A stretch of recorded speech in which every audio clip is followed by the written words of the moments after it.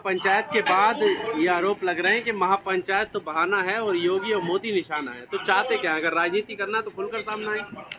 नहीं, राजनीति अगर महापंचायत किसान कर रहा है तो राजनीति कर रहा है। आप जब ताली बजवा रहे हो तो आप राजनीति नहीं कर रहे हो, आप थाली बजवा रहे हो तो आप राजनीति नहीं कर रहे हो। आपका नोटबंदी का समर्थन जब किसान कर रहा है तो आप राजनीति नहीं कर रहे हो। आप जीएसटी रात के 12 बजे लगा देते हो, आप राजनीति नहीं कर रहे हो। आप काले कानून जो है कोरोना काल में बना देते हो, आप राजनीति नहीं कर रहे हो। आप सब कुछ अच्छा कर रहे हो, देश के लिए अच्छा कर रहे हो। और जब किसान के ऊपर आ गई, जमीनें किसान की बचाने की बात आ गई, किसान अपना दर्द 10 महीने से यहाँ रो रहा है बॉर्डरों पे, आपके समझ में नहीं आ रहा है। महापंचायत कर रहे हैं तो आपको दर्द हो रहा है कि राजनीति कर रहे हैं। वो तो है राजनेता, वो तो कह रहे हैं हम राजनीति कर रहे हैं। संजीव बालियान ने आपको ऑफर दिया है, उन्होंने कहा कि राजनीति करनी है तो आपका सम्मान है, मैदान में आओ खुल के।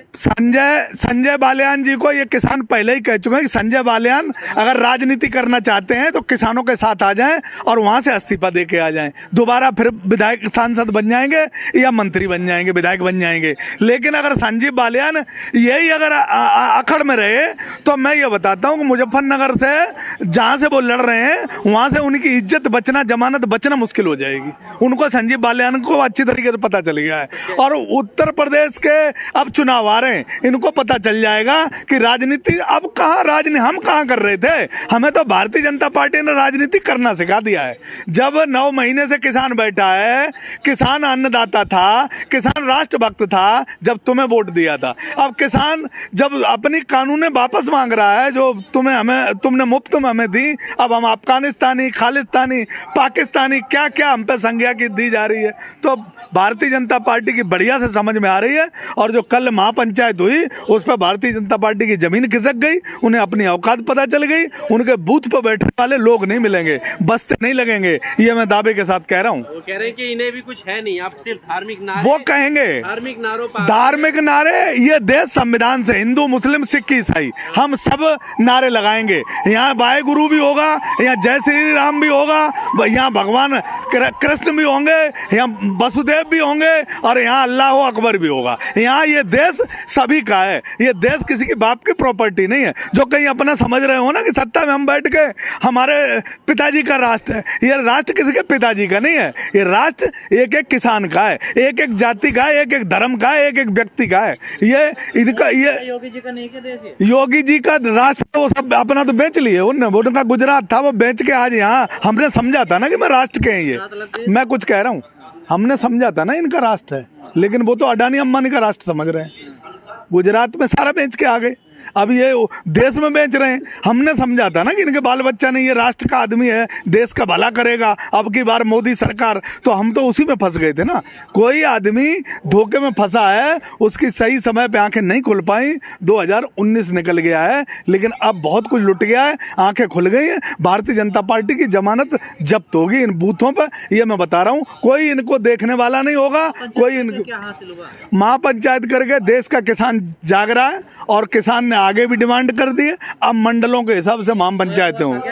किसान सोया हुआ था, तभी तो ताली बजा रहा था, तभी तो ताली बजा रहा था, तभी तो इनके जो कहते थे वो कर रहा था। जय श्री राम, भाई किसान सोया हुआ था, ताली बजा दो, ताली बजा दी, थाली बजा दो, थाली बजा दी। 8 बजे रात को नोटबंदी, भाई लो ठीक है नोटबंदी, हम भी लाइन में लग गए। तो भैया किसान सोया हुआ था, अब किसान जाग गया है। अब मंडलों में पंचायत होगी, किसान जागेगा और भारतीय जनता पार्टी के लोगों को गांव में नहीं घुसने देगा। वोट की तो बात छोड़ो, ये वोट मांगने के लायक नहीं रहेंगे, सीधी सी बात। आप एक बात मुझे बताइए, आप ये कह रहे हैं कि वोट देने लायक नहीं रहेगा। अभी जब चुनाव आ रहा है तो केंद्र बिंदु अयोध्या बनाया जा रहा है, सारी पार्टियां वहां से शुरुआत कर रही हैं। अगर आपकी हितैषी कोई पार्टी होती तो आपके जो मंच है, आपका जो एरिया है, वहां से शुरुआत करती। कौन सारी पार्टियों को कौन कह रहे हो, किसको कह रहे हो सारी पार्टियां? भारतीय जनता पार्टी और भारतीय जनता पार्टी के चाटुकार पार्टी, जिसको भारतीय जनता पार्टी अपना लाई है ठेका पे।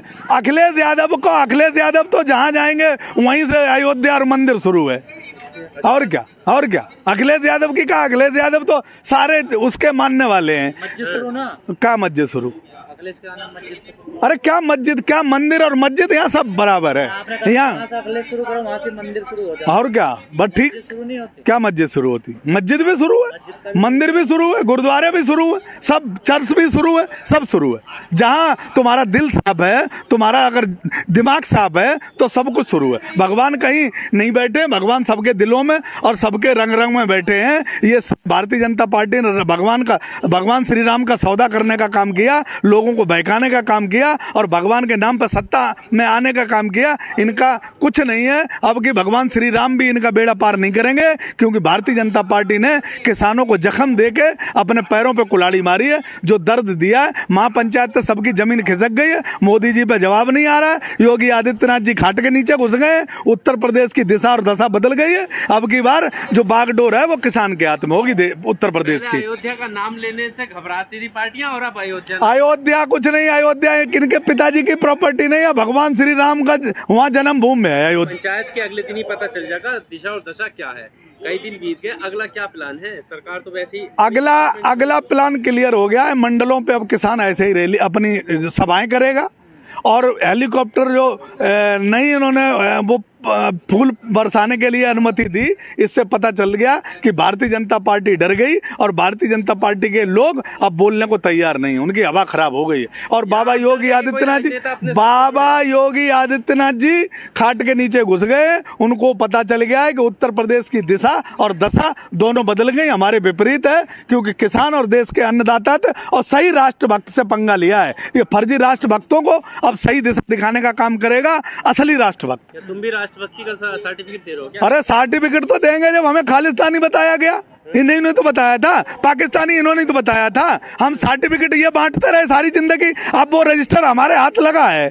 अब जो चुनाव 2022 का आया है, अब ये रजिस्टर हमारे हाथ लगा है। अब इन्हें सर्टिफिकेट हम बना के देंगे 2022 में कि राष्ट्रभक्त हम है या तुम हो, और हम सबको सर्टिफिकेट बांटेंगे। पार्टी जो हमारे यहाँ चुनाव के लिए वोट मांगने आएगा, सबको हम सर्टिफिकेट देंगे कि जब हम अफगानिस्तानी थे तब तुम कहाँ थे, अब हम क्या हैं। अब बोलेंगे वो तुम राष्ट्रभक्त हो, और फिर भी मैं उनके काला मुंह करके भगाऊंगा, वोट नहीं दूंगा, उन्हें राष्ट्रभक्ति का सर्टिफिकेट भी दूंगा। क्योंकि उन्होंने देश के अन्नदाता को, जो देश की जीडीपी उस टाइम बचाई जब देश मुसीबतों में था, और अपना बिना सोचे समझे अपना बेटा सीमा पे भेज देता है। किसान बिना सोचे समझे कुदरत से लड़ाई लड़ता है, बिना सोचे समझे राष्ट्र के लिए मर मिटता है। उसको इन्होंने खालिस्तानी, पाकिस्तानी, अफगानिस्तानी और क्या क्या संज्ञा नहीं दी थी। तो भारतीय जनता पार्टी को ये बताना पड़ेगा कि हम राष्ट्रभक्त तुम कैसे थे और हम खालिस्तानी कैसे थे।